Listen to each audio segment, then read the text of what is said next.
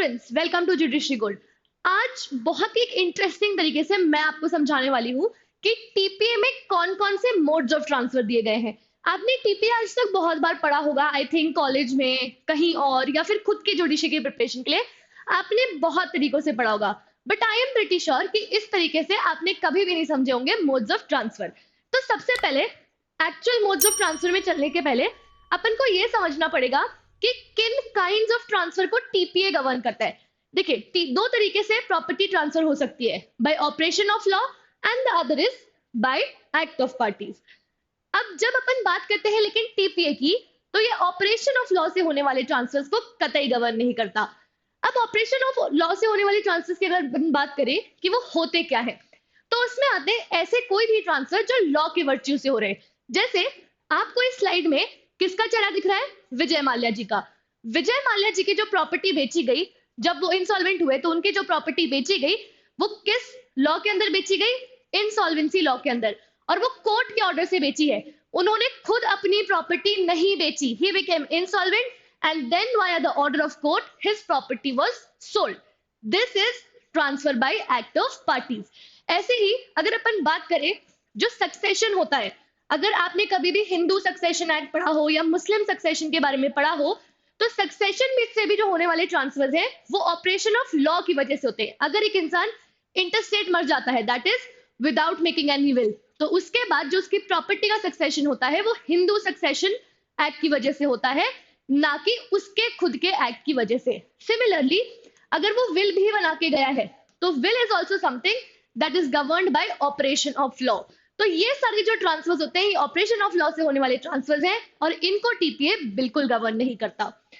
उसके बाद अगर अपन देखें कि एक्ट ऑफ पार्टीज क्या होता है, अगर आपको ये मूवी का रेफरेंस समझ में आ रहा हो, ये है अंदाज अपना अपना, जहां पे आमिर खान और सलमान खान दोनों अपने पिताजी की दुकानें बेच बेचकर मुंबई निकल जाते हैं। तो यहाँ पे इन्होंने क्या किया? इन्होंने खुद अपनी प्रॉपर्टी किसी दूसरे लिविंग व्यक्ति को बेची है।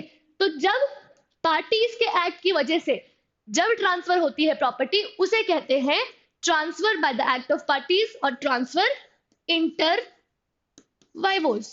और जो हमारा टीपीए है वो सिर्फ इस ट्रांसफर इंटर वाइवोस को गवर्न करता है, ना कि transfer by operation of law को। तो आई होप मोटा मोटा समझ में आ गया होगा कि कौन से टाइप ऑफ ट्रांसफर्स को कवर करता है। अब इसी में कौन से टाइप्स है जिनके थ्रू आप प्रॉपर्टी, एक लिविंग पर्सन किन मोड्स में ट्रांसफर कर सकता है प्रॉपर्टी, वो अब हम यहाँ पे डिस्कस करते हैं। तो सबसे पहला मोड जो टीपीए के अंदर दिया गया है under section 54 is your cell.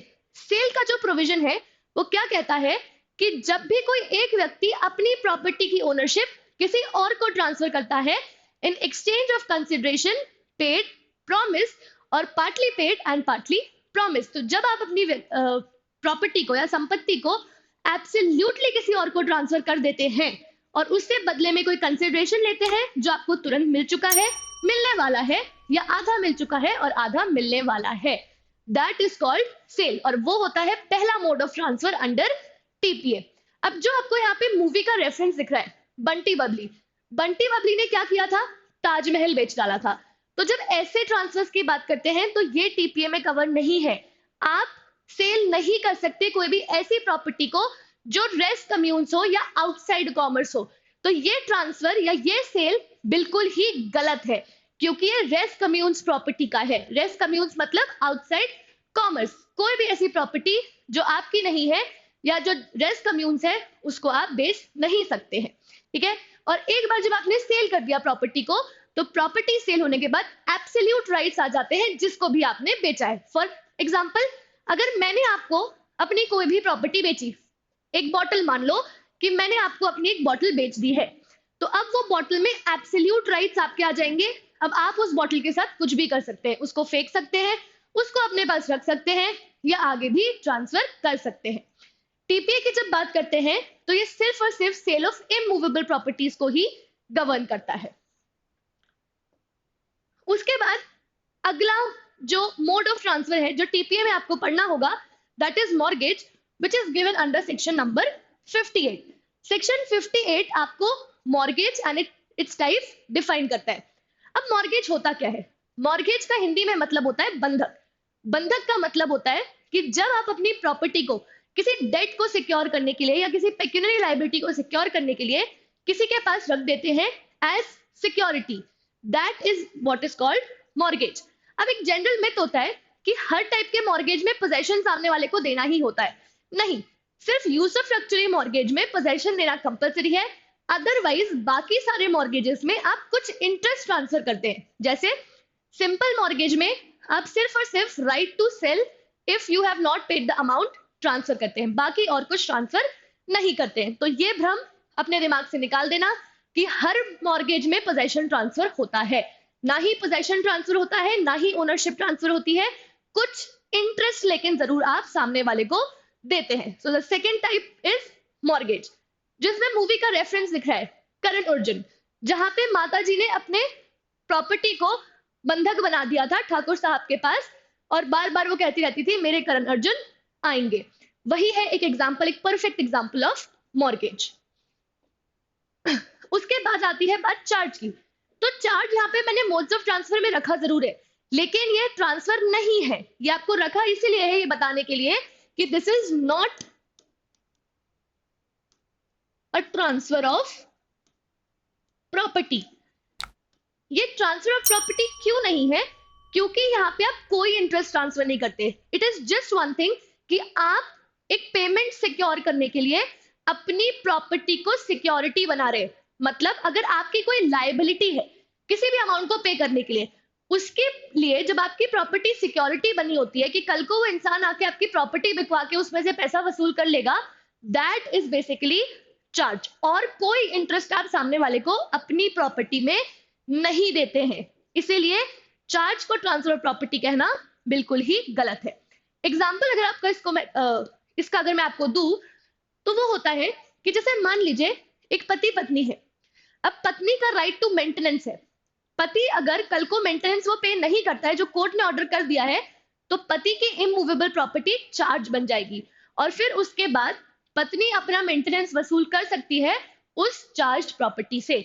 तो पति ने अपनी पत्नी को कोई इंटरेस्ट नहीं दिया है उस प्रॉपर्टी में, लेकिन still that property is charge और that property is a security for securing maintenance. Then the other type is lease. Lease की अगर अपन जब बात करें, चार्ज का सेक्शन एक बार और देख लो। चार्ज का सेक्शन है सेक्शन नंबर 100।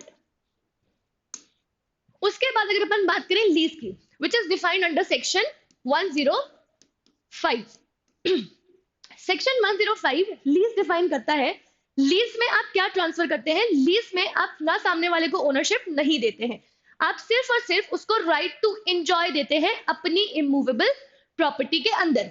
जैसे एग्जांपल फिर हेरा फेरी का, राजू बाबू भैया के यहाँ पर किराए से रहता था, तो किराए से रह रहा है दैट मींस लीज पे रह रहा है, सिर्फ राइट टू एंजॉय है राजू के पास, उसके अलावा कोई राइट नहीं है। No other right is given to Raju. यही होता है लीज, जो 105 के अंदर डिफाइंड है, जो एक और मोड ऑफ ट्रांसफर है। उसके बाद अगला जो मोड ऑफ ट्रांसफर है 118 में दिया हुआ एक्सचेंज। मूवी का रेफरेंस दिख रहा है जुदाई। जुदाई के अंदर अपने पति को एक्सचेंज कर लेती है in return of the business. ठीक है, बिजनेस और पैसे के लिए अपने पति को एक्सचेंज कर देती है। सही में देखा जाए ये एक्सचेंज नहीं हो सकता। ठीक है, this is an immoral thing that can not happen. ठीक है, आप ये नहीं कर सकते, एक वैलिड एक्सचेंज नहीं है। ये सिर्फ आपको समझाने के लिए बताया गया है, सिर्फ समझाने के लिए एग्जांपल यूज किया गया है। एक्सचेंज अगर स्ट्रिक्टली देखें तो कोई भी मूवेबल या इमूवेबल प्रॉपर्टी को दूसरी मूवेबल या इमूवेबल प्रॉपर्टी के ओनरशिप के बदले में एक्सचेंज करना इज एक्सचेंज। फॉर एग्जाम्पल, मैं आपको अपनी बॉटल दे दूं और आपसे आपकी बॉटल ले लूं, दिस इज एक्सचेंज, जहां पे हमने म्यूचुअली एक चीज के बदले में दूसरी चीज को बदल लिया है या ओनरशिप उसकी एक्सचेंज कर ली है।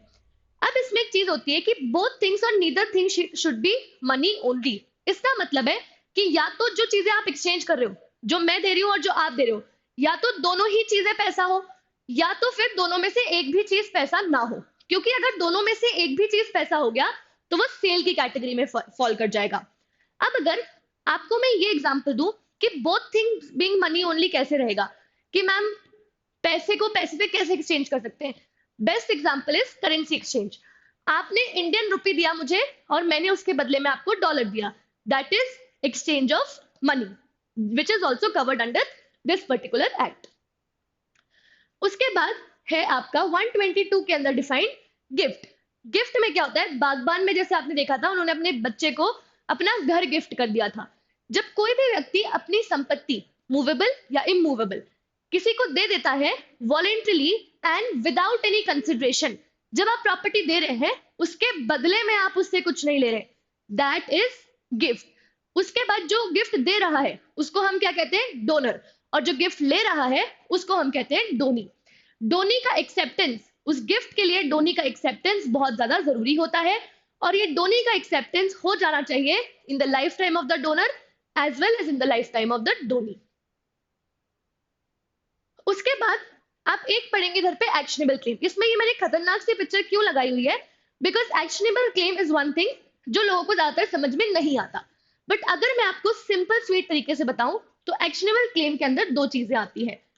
एक होता है unsecured debt and the other is beneficial interest in movable property। देखो, एक्शनेबल क्लेम का मतलब सीधा सिंपल मतलब यह है कि जिसमें आप कोर्ट में एक्शन लेने का अधिकार रखते हैं। तो आपका कोई भी ऐसा डेट है, आपने किसी को भी ऐसा डेट दे रखा है जिसपे आपके पास कोई सिक्योरिटी नहीं है उसकी वसूली के लिए, तो उसके लिए आपके पास सिर्फ एक ही रिकोर्स है कि आप क्या कर सकते हैं, आप कोर्ट में जा सकते हैं और उस बंदे के अगेंस्ट एक्शन ले सकते हैं। That is your actionable claim, unsecured debt का एक्शनेबल क्लेम। दूसरा, कोई ऐसा बेनिफिशियल इंटरेस्ट है मूवेबल प्रॉपर्टी में जो आपके पोजेशन में नहीं है। फॉर एग्जाम्पल, मैंने आपसे कॉन्ट्रैक्ट किया कि आप मुझे 100 बोरे गेहूं प्रोवाइड करेंगे, मैंने आपको उसका पैसा दे दिया, लेकिन वो गेहूं आज भी आपके ही गोडाउन में पड़े हैं, तो ये मूवेबल प्रॉपर्टी पे अधिकार किसका है, मेरा। मैं आपसे इसको ले सकती हूँ। अब ये अधिकार अगर आप कल को मुझे ये नहीं दे रहे, मेरी प्रॉपर्टी वापस नहीं कर रहे, तो वो क्या हो जाएगा, that will become my actionable claim. Section 3 define करता है एक्शनेबल क्लेम, और चैप्टर 8 जो है इसमें ट्रांसफर बताता है कि कैसे होगा एक्शनेबल क्लेम का। तो एक्शनेबल क्लेम में सिर्फ यही दो चीजें होती है, एनी अनसिक्योर्ड डेट या फिर beneficial interest in movable property which the court regards as granting you relief, जिसमें कोर्ट आपको रिलीफ बेसिकली दे सकती है। तो ये था पूरा concept of actionable claim. With this we have come to the end of today's lecture. आज मैंने आपको बताया कि कितने तरीकों से या कितने मोड्स में आप प्रॉपर्टी को ट्रांसफर कर सकते हैं अंडर टीपीए। एक बार क्विकली रिवाइज कर लेते हैं। एक तरीका होता है सेल, जिसमें आप एब्सोल्यूट ओनरशिप ट्रांसफर करते हैं। दूसरा होता है मॉर्गेज, जिसमें आप कुछ इंटरेस्ट ट्रांसफर करते हैं। तीसरा चार्ज नहीं है। तीसरा इज लीज, लीज के अंदर आप सिर्फ और सिर्फ राइट टू यूज और एंजॉय ट्रांसफर करते हैं। फिर है एक्सचेंज, जिसमें अगेन आप एब्सोल्यूट ओनरशिप ट्रांसफर करते हैं। पांचवा आपका है गिफ्ट, जिसके अंदर भी आप क्या करते हैं, एब्सोल्यूट ओनरशिप ट्रांसफर करते हैं। और लास्ट फॉर्म है एक्शनेबल क्लेम, जो आपका एक्शन लेने का अधिकार है किसी और के अगेंस्ट, ये भी ट्रांसफरेबल होता है। So that's it for today's video.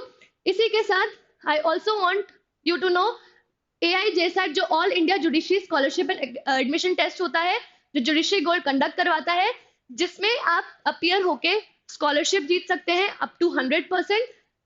नए अपकमिंग बैचेस के लिए ये है 5 नवंबर को है, 12 से 10 बजे तक का टाइम रहेगा। इसमें आप इसको एनरोल करके ये टेस्ट दे सकते हैं और स्कॉलरशिप प्राप्त कर सकते हैं 100% तक की। अगर वीडियो पसंद आया हो, लाइक शेयर सब्सक्राइब करना बिल्कुल ही मत भूलना बच्चों। Thank you so much, have a very nice day.